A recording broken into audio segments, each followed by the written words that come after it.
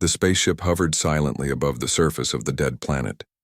Its sleek silver hull reflected the faint light of a distant star, casting an eerie glow over the barren landscape below. The air inside the ship was tense as the crew prepared for their descent. For centuries, this world had been considered lifeless, a relic of some forgotten catastrophe, but recent scans had revealed something extraordinary buried beneath its crust. Dr. Lisa Carter adjusted her helmet as she stood near the edge of the landing platform. She glanced at Dan Porter, the tech expert on the team, who was busy double-checking his equipment. "You ready?" she asked, her voice calm but tinged with excitement. Dan nodded, his fingers flying across the control panel strapped to his wrist. "As ready as I'll ever be," he replied. "If these readings are accurate, we're about to uncover something that could change everything we know about this galaxy." Lisa smiled faintly. She couldn't argue with him there. The Zalari Union, known for its advanced technology and scientific prowess, had never encountered anything like this before. Deep beneath the surface of what humans once called Earth, sensors had detected massive metallic structures that didn't belong to any natural formation. Whatever they were, they had survived 500,000 years untouched by time. Captain Elliot Morris gave the final order to disembark. As the leader of the expedition, he carried the weight of responsibility on his shoulders. His sharp eyes scanned the horizon as the team stepped onto the dusty ground. "Remember," he said firmly, "we don't know what we're dealing with here.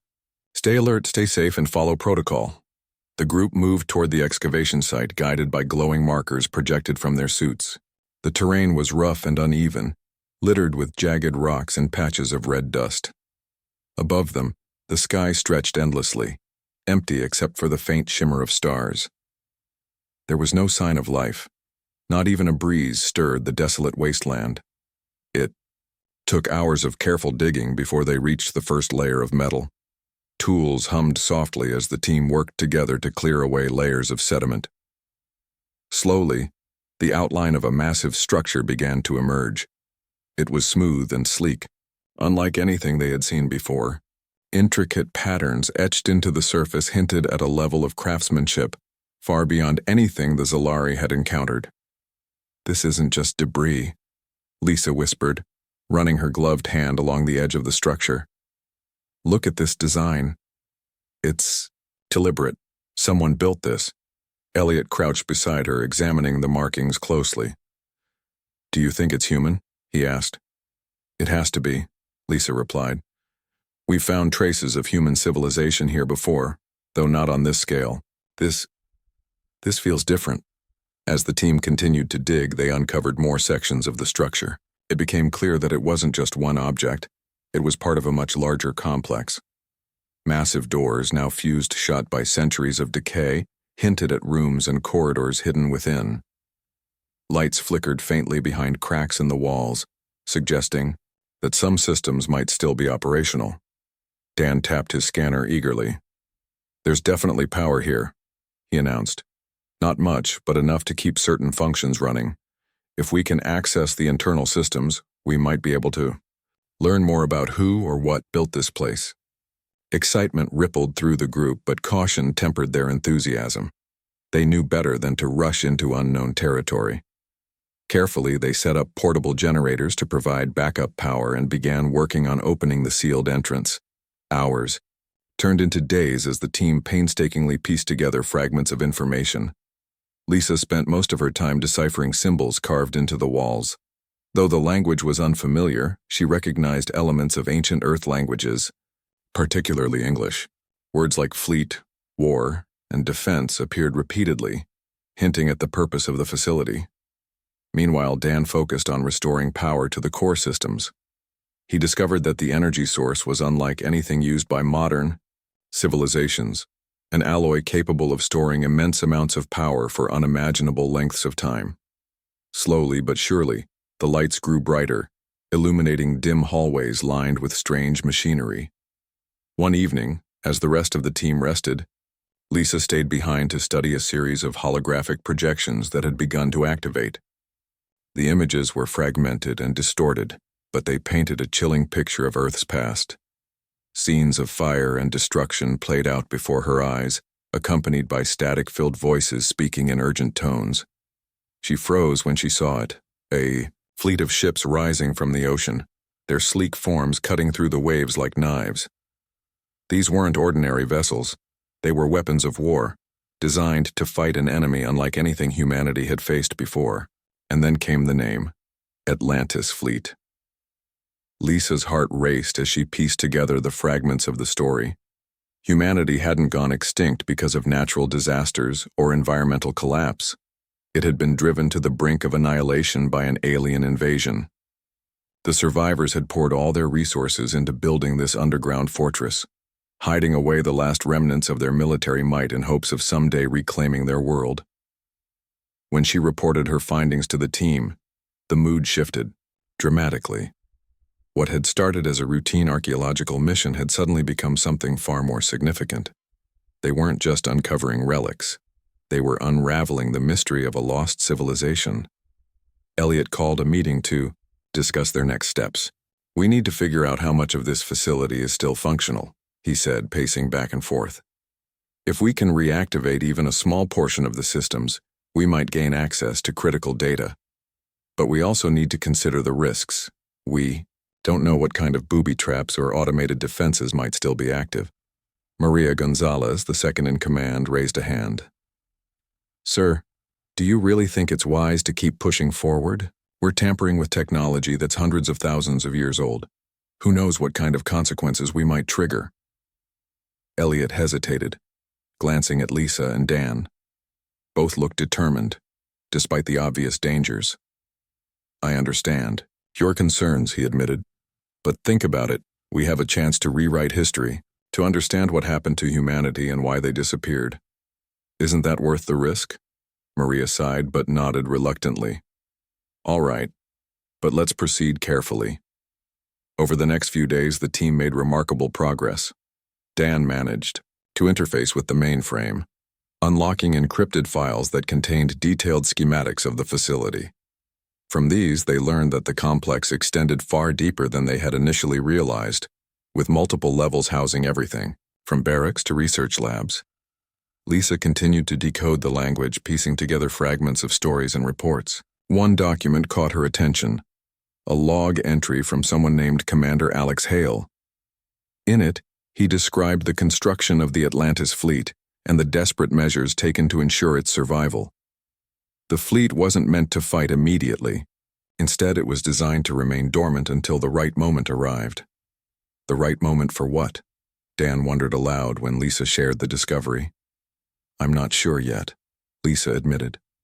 "But whatever it was, it must have been important enough to warrant such elaborate preparations." Their breakthrough came unexpectedly. While exploring a lower level, Dan stumbled upon a chamber filled with cryogenic pods. Most were damaged or empty, but one remained intact. Inside lay a human figure, perfectly preserved in stasis. The team gathered around the pod, staring in awe at the man within. His features were sharp and angular, his uniform bearing insignias that marked him as a high-ranking officer. A plaque on the side of the pod read, "Commander Alex Hale." "Do you think he's still alive?" Maria whispered, her voice trembling with disbelief. "There's only one way to find out," Elliot said grimly. Turning to Dan, he added, "Can you revive him?" Dan hesitated, his mind racing. Reviving someone from cryostasis after so many years was risky, but the potential rewards outweighed the dangers. "I'll need some time to prepare," he said finally. "But yes, I think it's possible." And so the team worked tirelessly to bring Commander Hale back to life. When the process was complete, the man woke slowly, his eyes fluttering open as if emerging from a deep dream. For a moment, he simply stared at the faces surrounding him, confusion etched across his features. "Where am I?" he asked hoarsely, his voice barely audible.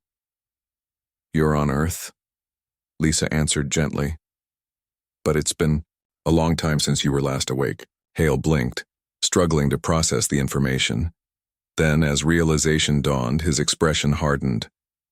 "The Vorik," he muttered. "Are they here?" The room fell silent. No one knew exactly what he meant, but the urgency in his tone sent chills down their spines. Elliot stepped forward. "Commander Hale, we need your help. You're the key to understanding what happened here, and maybe even stopping it from happening again." For a long moment, Hale said nothing. Then, with a slow nod, he agreed. "Tell me everything."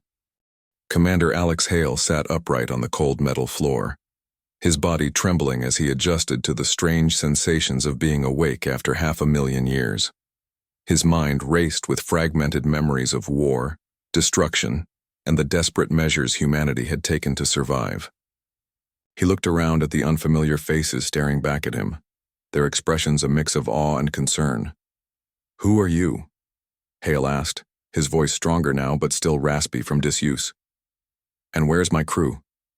Lisa Carter stepped forward, her hands raised in a gesture of reassurance. "We're not from your time," she explained gently.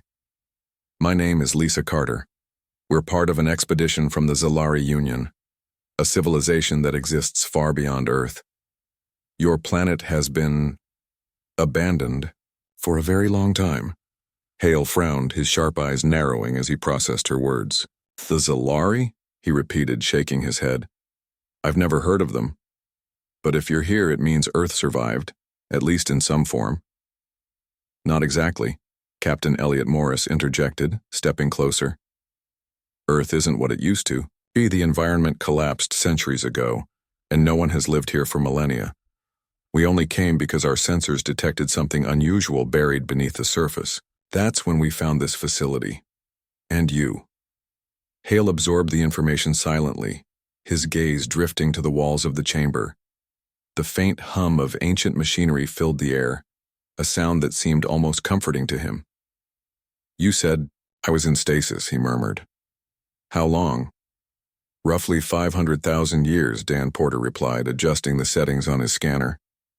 "It's hard to pinpoint the exact date, but based on geological data, that's our best estimate." For a moment, Hale didn't respond.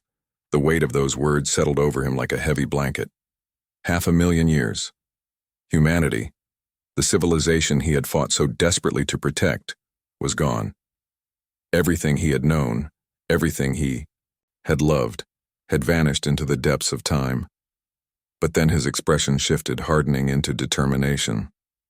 "If Earth is dead," he said slowly, "then why am I still alive?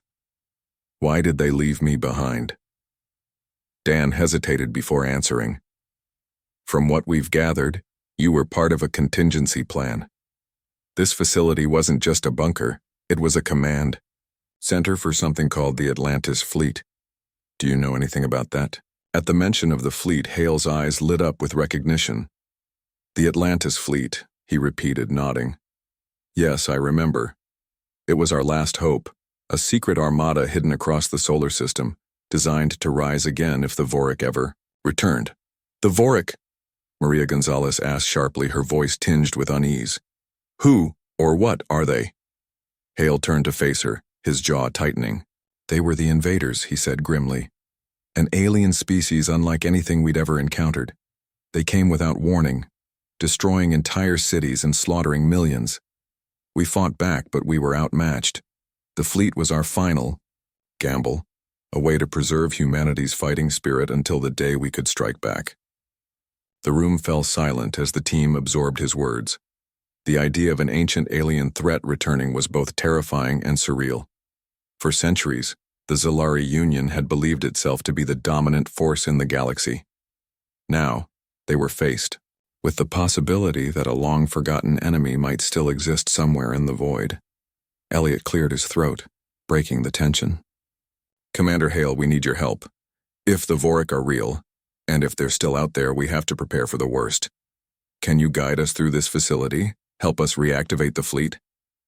Hale nodded solemnly. "I'll do whatever it takes," he said. "But understand this. Reactivating the fleet won't be easy. Its systems are designed to respond only to specific biometric signatures, mine included. Even then, there's no guarantee everything will work after all this time." Despite the risks, the team agreed to proceed. With Hale leading the way, They began exploring deeper levels of the facility, uncovering rooms filled with advanced technology and weaponry. Some areas were damaged beyond repair, their contents reduced to dust and rubble. Others, however, remained remarkably intact, their systems humming faintly as if waiting for someone to awaken them. As they worked, Hale shared more details about the war and the creation of the Atlantis fleet. According to him, the project had been humanity's greatest achievement, a fusion of artificial intelligence, cutting-edge engineering, and sheer willpower. Each ship in the fleet was equipped with weapons capable of devastating entire planets, along with defensive systems designed to withstand even the most relentless attacks. But the fleet wasn't just about firepower, Hale added. It was also a symbol of hope, a reminder that no matter how dire things became, humanity would never give up. Lisa listened intently, scribbling notes on her datapad. She couldn't help but feel a sense of admiration for the people who had built this place. Despite knowing they were doomed, they had chosen to fight, not just for themselves but for future generations. Their progress was slow, but steady. Over the course of several days, Dan managed to restore partial functionality to several key systems, including navigation and communication arrays. Meanwhile, Hale guided them through security protocols, ensuring that none of the automated defenses accidentally activated during their exploration. One evening, as the team gathered in the main control room to review their findings, Dan made a startling discovery. While analyzing the facility's logs, he stumbled upon a dormant beacon signal embedded deep within the system. "This thing is still active," he announced, pointing to a blinking light on his screen. "It's been broadcasting intermittently for centuries." "What kind of signal?" Elliot asked, leaning forward. "It's a distress call," Dan replied, encoded with coordinates and a message warning of the Vorik invasion. "Whoever hears this will know exactly where to find us." Maria's face paled. "Are you saying we might have already alerted them?" "It's possible," Dan admitted. "But unless they're monitoring this region of space, they probably wouldn't have noticed. Still, it's a risk we should consider." Hale clenched his fists, his expression darkening. "If the Vorik receive that signal, they'll come," he said firmly.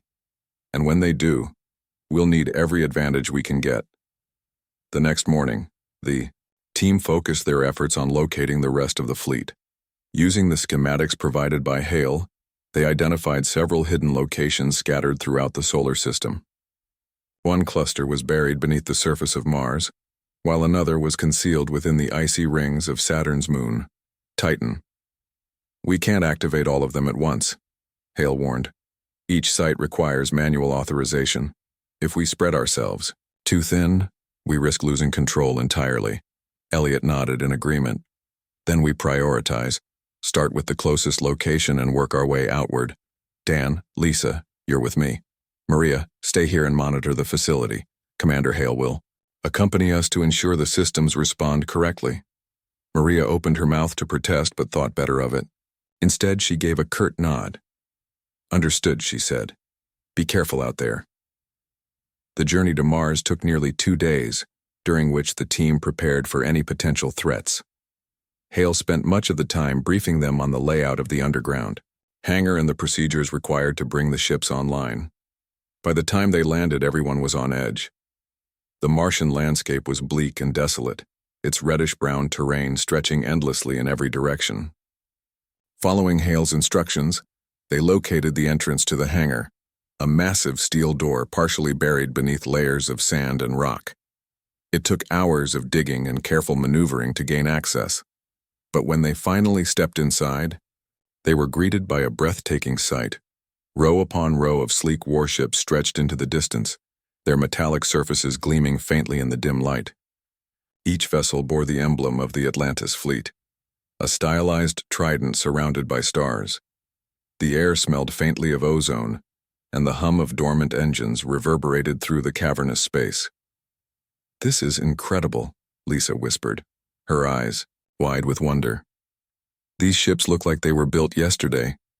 "They were designed to last," Hale replied, a hint of pride in his voice. "Now let's see if they still work." With Dan handling the technical side and Hale providing biometric input, the team successfully powered up the first wave of ships. Their engines roared to life, filling the hangar with a deafening roar. Holographic displays flickered to life on the walls, showing status reports and diagnostic readings. Elliot watched in awe as the ship's AI cores synchronized with the central command node. "This changes everything," he said quietly. "With these vessels, we stand a chance against whatever comes our way." But even as they celebrated their success, a shadow of doubt lingered in the back of their minds. The Vorik were out there somewhere, and if the beacon signal had reached them, it was only a matter of time before they arrived. Back on Earth, Maria kept a close eye on the facility's systems, monitoring for any signs of unusual activity. She couldn't shake the feeling that they were playing with fire, that by awakening the Atlantis fleet they were inviting disaster. Her fears were realized sooner than expected. Late one night, as she reviewed sensor data from the outer reaches of the solar system, she detected a series of anomalies. Strange gravitational disturbances were rippling through the asteroid belt, accompanied by faint energy signatures that matched nothing in the Zalari database. Heart pounding, Maria contacted Elliot immediately. "Captain, you need to see this," she said urgently. "Something's heading our way, and it's moving fast." Elliot's response was immediate. "Get everyone ready. If it's the Vorik, we'll need every advantage we can muster." As the team braced for the unknown, Hale stood alone in the control room, gazing at the holographic map of the solar system. The red dots marking the approaching ships grew larger with each passing hour, their trajectory unmistakable. "They're coming," he muttered under his breath. "Just like I feared." For the first time in 500,000 years, humanity's ancient war fleet was about to rise again, but whether it would be enough to turn the tide of battle remained to be seen. The red dots on the holographic map grew larger, their movement steady and deliberate. Maria Gonzalez stared at the screen, her hands trembling slightly as she adjusted the settings to get a clearer picture. The energy signatures were unlike anything the Zalari had ever encountered. Cold, calculated, and unmistakably hostile. "Captain," she called out over the comms, her voice tight with urgency. "They're moving faster now. If we don't act soon, they'll be here within days." Elliot Morris didn't need to ask who they were. The Vorik. An enemy humanity hadn't faced in 500,000 years, but one that Commander Alex Hale remembered all too well.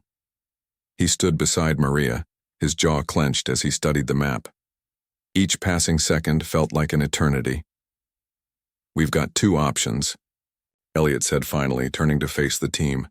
"We can stay here and fortify the facility, using it as a base of operations, or we can take the fight to them, use the ships we've reactivated and meet them head-on before they reach Earth." Hale stepped forward, his expression grim but resolute. "If we let them come to us, we lose the advantage," he said firmly. "The Atlantis fleet was built for war, not defense. We need to strike first, hit them hard, and force them to retreat." Lisa Carter nodded in agreement, though her eyes betrayed her fear. "Commander Hale is right. Staying here would make us sitting ducks. But if we go out there, we have to be ready for anything." Dan Porter rubbed his temples, clearly overwhelmed by the weight of the decision. "Are you sure these ships are ready?" he asked, glancing at the rows of gleaming warships displayed on the monitors. "I mean, they're old, even by our standards. What if something goes wrong during the battle?" "They'll hold," Hale assured him, his tone leaving no room for doubt. "Every ship in the fleet was designed to endure centuries of dormancy. Trust me, they won't fail us now." With the plan set, the team worked tirelessly to prepare for the upcoming confrontation. Dan ran final diagnostics on the ship's systems, ensuring that weapons, shields, and propulsion were functioning properly. Lisa focused on decoding more of the facility's archives, searching for any tactical information that might give them an edge. Meanwhile, Elliot coordinated with Maria to organize supplies and reinforcements, knowing that every second counted. As the hours ticked away, tensions ran high. No one spoke much, each person lost in their own thoughts. For Hale, the memories of the last war came flooding back, The endless battles, the sacrifices, the lives lost. He couldn't help but wonder if history was about to repeat itself. Finally, the moment arrived. The team boarded the lead ship USS Artemis, its sleek form bristling with firepower. Hale took his place on the bridge, flanked by Elliot, Lisa, and Dan. Maria remained behind on Earth, monitoring communications and coordinating with the remaining Zalari forces. "Engines online," Dan reported, his fingers flying across the control panel. "Shields at full capacity, weapon systems armed and ready." Elliot gave a sharp nod. "Set course for the asteroid belt. Let's intercept them before they reach Mars." The fleet moved as one, cutting through the void of space with precision and purpose. From the observation deck, Lisa watched as the stars streaked past, her heart pounding in her chest. This wasn't just a mission, it was a test of survival, a chance to prove that humanity's legacy could still stand against the darkness. When they reached the designated coordinates, the Vorik fleet was already waiting. Their ships were massive, jagged constructs that seemed to absorb light rather than reflect it. Black tendrils snaked along their hulls, pulsating faintly with an eerie glow. It was clear that these vessels were not just machines. They were extensions of the Vorik themselves, organic and mechanical fused into a single deadly entity. "This doesn't look good," Dan muttered, staring at the readings on his screen. "Their energy levels are off the charts. Whatever weapons they're carrying, they're far more advanced than ours." "We knew this wouldn't be easy," Hale reminded. His voice calm but firm. "Stick to the plan. Focus fire on their command ship. It's the largest vessel in their formation. Take it out, and the rest will falter." Elliot gave the order, and the battle began. The silence of space erupted into chaos as beams of light and plasma tore through the void. The Atlantis fleet surged forward, weaving between the Vorik ships with surprising agility. Their AI cores analyzed enemy movements in real time, adjusting tactics on the fly. From the bridge of the Artemis, Hale directed the attack, his instincts honed by decades of combat experience. "Target their engines," he shouted. "Disable their mobility and we'll have the upper hand." The crew followed his commands without hesitation. Lasers lashed out, striking the Vorik ships with devastating force. Explosions lit up the darkness as hulls cracked and engines sputtered. For a brief moment it seemed like the tide was turning in their favor, but the Vorik were not so easily defeated. With a sudden surge of speed, their ships regrouped, forming a tight defensive perimeter around their command vessel. A beam of crimson energy shot out, narrowly missing the Artemis but striking one of the smaller human ships. The explosion was instantaneous, reducing the vessel to nothing more than drifting debris. "No," Lisa cried, clutching the railing as the reality of the situation hit home. They weren't just fighting machines, they were fighting for their lives. Elliot clenched his fists, his knuckles white. "We can't let them push us back. Keep firing. Don't give them a chance to recover." The battle raged on, each side trading blows with increasing ferocity. The Artemis shuddered violently as a blast grazed its shield, sending sparks flying across the bridge. Alarms blared, warning of critical damage to multiple systems. "Hold together," Hale urged, gripping the armrests of his chair. "Just a little longer." Dan worked frantically to reroute power to the damaged areas, sweat dripping down his face. "Shields are holding for now," he panted, "but we're running out of time." Lisa turned to Hale, desperation in her eyes. "There has to be another way, something we haven't tried yet." Hale hesitated, his mind racing. Then suddenly, he remembered something, a failsafe buried deep within the fleet's programming. "The gravity well generator," he said urgently. "It's hidden beneath Antarctica. If we can activate it, we might be able to trap them." Elliot frowned. "What exactly does it do?" "It creates a localized distortion in space-time," Hale explained quickly. "Anything caught inside will be pulled toward the center, unable to escape. It's risky, but it's our best shot." Without wasting another second, Elliot issued new orders. "Dan, send the coordinates to the fleet. Everyone else fall back to Earth. We'll use the gravity well as a last resort." The retreat was chaotic but effective. The Atlantis fleet disengaged from the Vorik, retreating toward Earth at maximum Speed. Behind them, the alien ships pursued relentlessly, their weapons firing non-stop. Back on Earth, Maria monitored the situation from the facility's command center. Her hands flew across the controls as she activated the ancient machinery buried beneath the ice. The ground trembled as the generator roared to life, sending waves of gravitational energy rippling outward. "Captain, the field is active," she reported over the comms. "You've got about 5 minutes before it collapses." "Copy that," Elliot replied. "All ships prepare for evasive maneuvers. Commander Hale, get us into position." The Artemis led the charge, drawing the Vorik fleet closer to the gravity well. As the alien ships entered the distorted zone, their movements became erratic, their engines struggling against the pull of the invisible force. One by one, they were dragged toward the center, unable to break free. Hale watched the scene unfold with a mixture of relief and sadness. "It's working," he murmured. "They're trapped." But the victory came at a cost. Several human ships were caught in the outer edges of the gravity well, their hulls buckling under the strain. Crews scrambled to escape, abandoning their vessels, as explosions rocked the area. When the generator finally collapsed, the Vorik fleet was gone, pulled into oblivion by the immense gravitational forces. Silence fell over the battlefield, broken only by the faint hum of surviving ships limping back to Earth. On the bridge of the Artemis, the team sat in stunned silence. They had won, but the price had been steep. Too many lives had been lost, too many sacrifices made. Elliot broke the silence first. "We did it," he said softly. "Against all odds, we did it." Hale nodded, his expression somber. "For now," he added. "But this isn't over. The Vorik may be gone, but others like them could still exist. Humanity and the Zalari need to be ready." Lisa wiped tears from her eyes, her voice barely above a whisper. "What happens now?" "Now," Hale replied, standing tall despite the exhaustion etched across his face. "We rebuild. We honor those who fell, and we ensure that no one ever forgets what happened here today." As the survivors returned to Earth, the weight of their responsibility settled heavily upon them.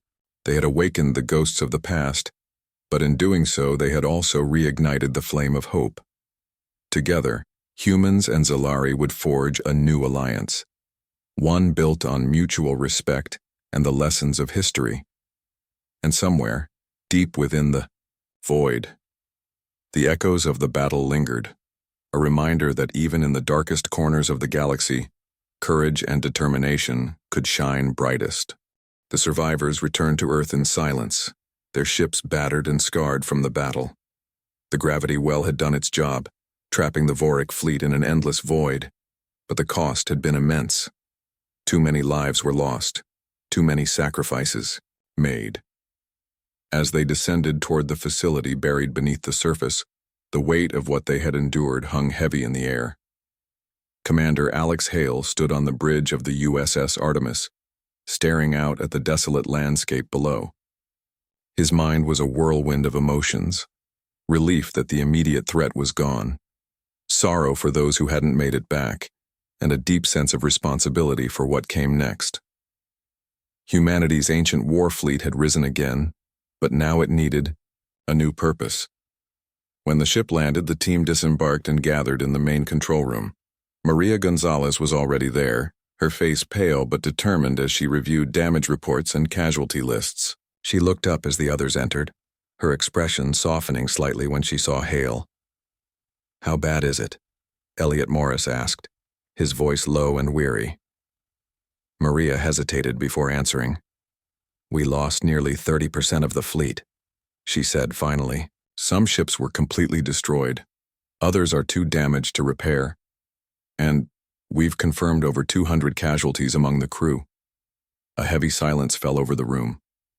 Lisa Carter sank into a nearby chair, her hands trembling as she covered her face.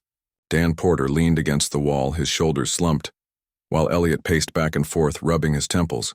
Hale stepped forward, his voice steady despite the exhaustion etched across his face. "We knew this wouldn't be easy," he said. firmly. But we also knew it was necessary. Every life lost today bought us time, not just for ourselves, but for future generations. We can't let their sacrifice be in vain. Elliot stopped pacing and turned to face him. You're right, he admitted. But where do we go from here? The Vorik may be gone, but we have no way of knowing if more of them, or other enemies, are still out there. What happens if another invasion comes? That's why we rebuild, Hale replied. Not just the fleet, but everything. This facility, the alliance between humans and Zalari, our understanding of the past, all of it needs to come together to prepare us for whatever lies ahead. Lisa raised her head, her eyes red but resolute. What about Earth itself? She asked quietly. Can we restore it? Make it habitable again? Hale exchanged a glance with Elliot. It's possible, he said slowly. But it won't be easy. Rebuilding an entire planet will take decades, maybe centuries. And even then, we'll need to decide whether humanity should return, or if we've evolved beyond needing a single home. Dan spoke up for the first time, his tone thoughtful. Maybe it's not about going back to how things were, he suggested. Maybe it's about creating something new, something better. The idea lingered in the air, sparking a glimmer of hope amidst the gloom. For so long, humanity had clung to the memory of Earth as its birthplace, its cradle. But perhaps it was time to embrace a different future, one where humanity could thrive across the stars instead of being tied to a single world. Over the next few days, the team worked tirelessly to assess the situation and plan their next steps. Dan focused on repairing the surviving ships, using salvaged parts from the damaged vessels to bring as many online as possible. Lisa delved deeper into the facility's archives, uncovering blueprints and schematics for technologies that could aid in planetary restoration. Meanwhile, Maria coordinated efforts to stabilize the base, ensuring that food, water, and medical supplies were distributed efficiently. Elliot and Hale spent hours discussing strategy, debating the best course of action for both the short term and the long term. They agreed that rebuilding the Atlantis fleet was their top priority, but they also recognized the importance of fostering trust and cooperation between humans and Zalari. It's not just about technology or weapons, Elliot pointed out during one such meeting. If we want to stand a chance against threats like the Vorik, we need unity. That means breaking down barriers, not just between species, but within our own ranks. Hale nodded in agreement. You're right, he said. And that starts with communication. We need to share what we've learned, not just with each other, but with the rest of the galaxy. Knowledge is power, and if we keep it locked away, we risk repeating the mistakes of the past. With that in mind, the team decided to establish a joint research initiative, combining human ingenuity with Zalari expertise. They set up labs within the facility, inviting scientists and engineers from both sides to collaborate on projects ranging from environmental restoration to advanced propulsion systems. As the weeks passed, progress was slow, but steady. The surviving ships were gradually repaired and upgraded, their AI cores recalibrated to work seamlessly with Zalari technology. Lisa discovered records detailing experiments in terraforming, which sparked excitement among the researchers working on Earth's recovery. Even the atmosphere seemed lighter, as if the facility itself was breathing easier now that it was no longer dormant. But not everyone shared the same optimism. Back on the Zalari homeworld, political tensions began to rise. Some factions viewed the reawakening of humanity and the existence of the Atlantis fleet as a potential threat. Rumors spread of secret meetings and closed-door debates, with leaders arguing over whether the alliance should continue or be dissolved entirely. Maria kept tabs on the situation through encrypted communications, her brow furrowing as she read the latest reports. This isn't good, she told Elliot one evening. There's talk of cutting off resources, even recalling some of our people from Earth. If that happens, we'll be stretched thin. Elliot sighed, leaning back in his chair. I was afraid of this, he admitted. Not everyone sees the bigger picture. To them, humanity is still an unknown variable, a relic of the past that might disrupt the balance of power. We can't let fear dictate their decisions, Hale interjected, joining the conversation. If we want to move forward, we need to prove that humanity isn't a threat, that we're willing to work together for the benefit of everyone. And how do you propose we do that? Maria asked skeptically. By showing them what we're capable of, Hale replied. Finish repairing the fleet, demonstrate its capabilities, and offer it as a symbol of unity. Not just for defense, but for exploration and discovery. If we can inspire others to see the possibilities instead of the risks, we might win them over. The idea resonated with the team, and they threw themselves into the task with renewed determination. Under Dan's leadership, the final repairs to the fleet were completed ahead of schedule. Each ship gleamed with a mix of human craftsmanship and Zalari innovation, a testament to what could be achieved when two civilizations worked side by side. To celebrate the milestone, the team organized a demonstration flight, a synchronized showcase of the fleet's abilities. Dozens of ships launched simultaneously, performing intricate maneuvers that left spectators breathless. Holographic displays broadcast the event across the galaxy, capturing the attention of billions. Among those watching was a high-ranking member of the Zalari Council, who had initially opposed the alliance. As the fleet soared through space, executing flawless formations and simulated combat scenarios, her expression softened. For the first time, she saw not just the remnants of a forgotten civilization, but a beacon of hope for the future. In the aftermath of the demonstration, public opinion began to shift. Messages of support poured in from across the galaxy, praising the collaboration between humans and Zalari. Even the most skeptical voices grew quieter as the evidence mounted. The Atlantis fleet wasn't just a relic of the past. It was a promise of what could be achieved when differences were set aside in pursuit of a common goal. Back on Earth, the team celebrated their success, though cautiously. They knew the road ahead would still be fraught with challenges, but for the first time in a long while, they allowed themselves to feel a sense of pride. We've come a long way, Lisa said, during a quiet moment, her gaze fixed on the stars visible through the observation deck windows. But this is only the beginning. Hale nodded, standing beside her. It has to be, he said softly. Because if we stop now, we dishonor everyone who fought to give us this chance. As the night wore on, the lights dimmed, leaving only the glow of distant stars to illuminate the room. Somewhere in the vast expanse of space, the echoes of the past lingered, but so did the promise of a brighter future, one where humanity and Zalari stood together, united not by fear, but by hope. The days that followed the demonstration flight were filled with cautious optimism.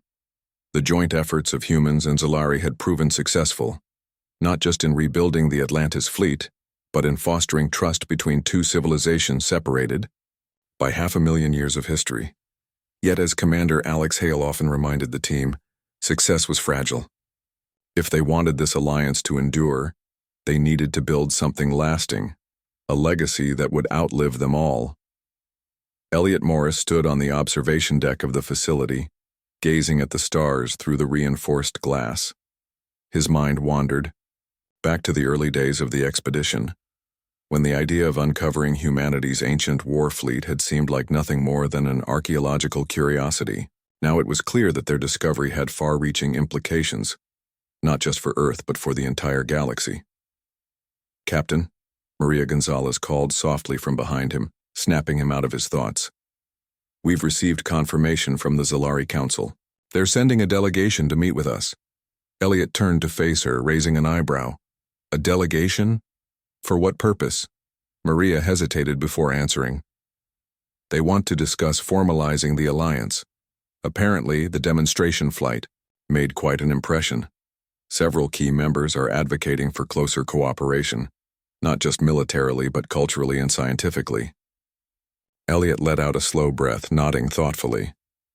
It's about time, he said with a faint smile. But we need to handle this carefully. One wrong move could undo everything we've worked for. Hale joined them moments later, his expression serious but hopeful. This is our chance, he said firmly. If we can secure their support, we'll have the resources we need to rebuild Earth and expand beyond it. But we also need to show them that we're committed to working together, not just using them for our own gain. Lisa Carter, who had been quietly observing the exchange, stepped forward. What if we use the archives? She suggested. There's so much knowledge stored here.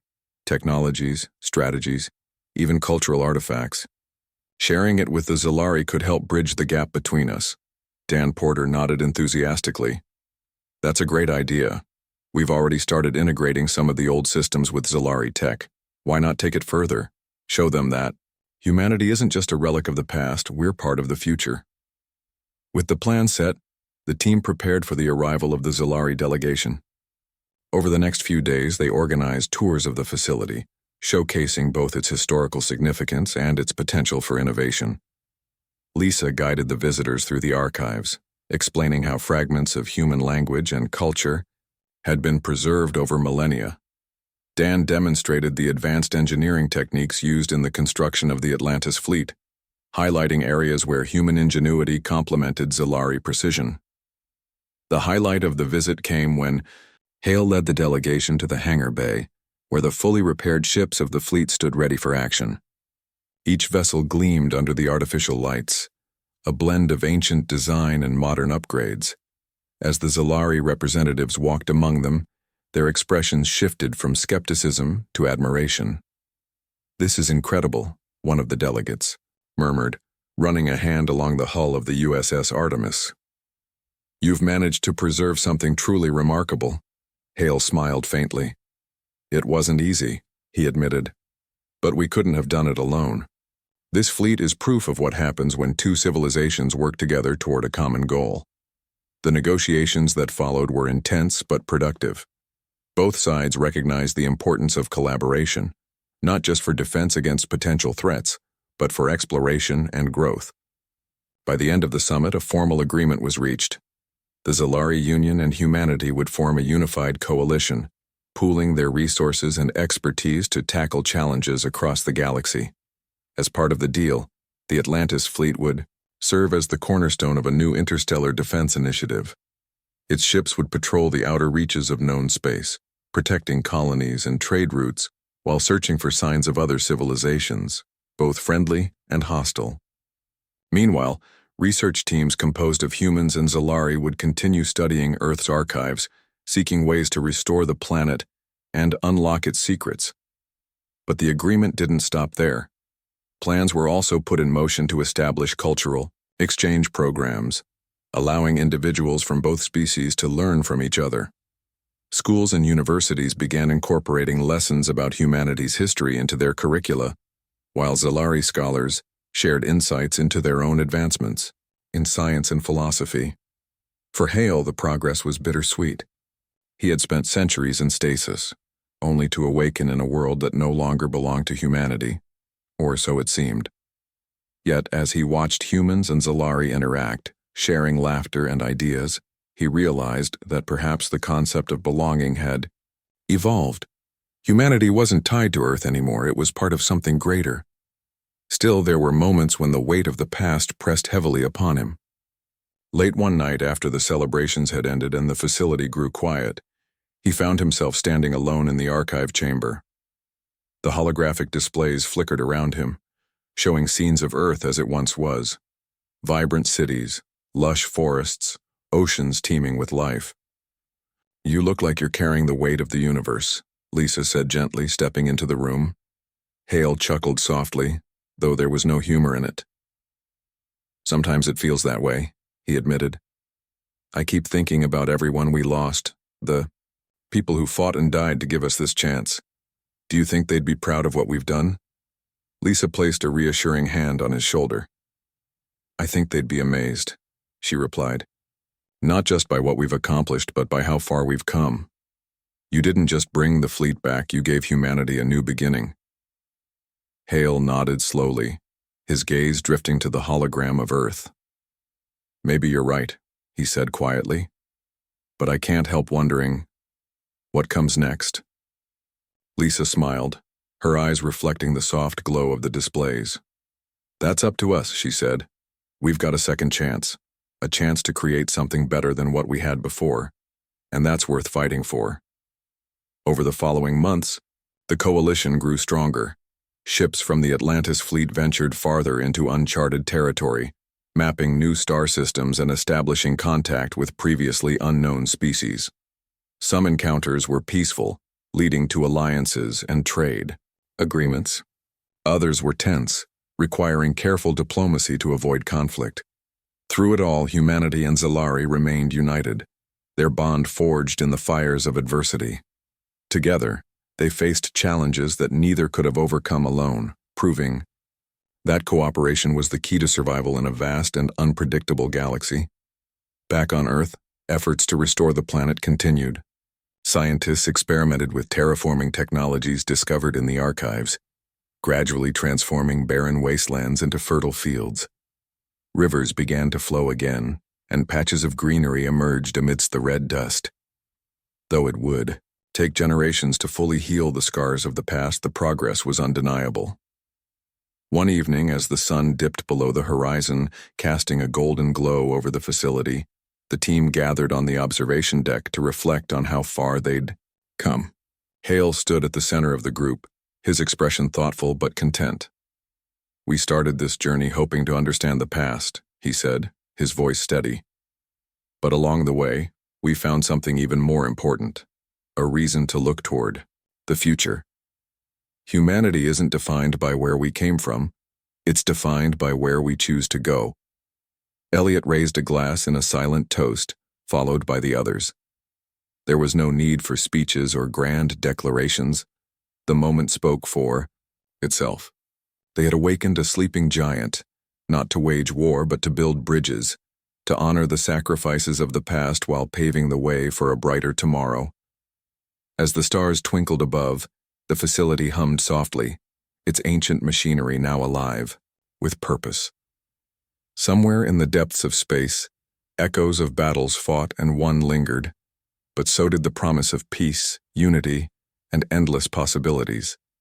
And so, humanity rose again, not as conquerors, but as guardians of a legacy that spanned 500,000 years. A legacy built not on fear but on hope.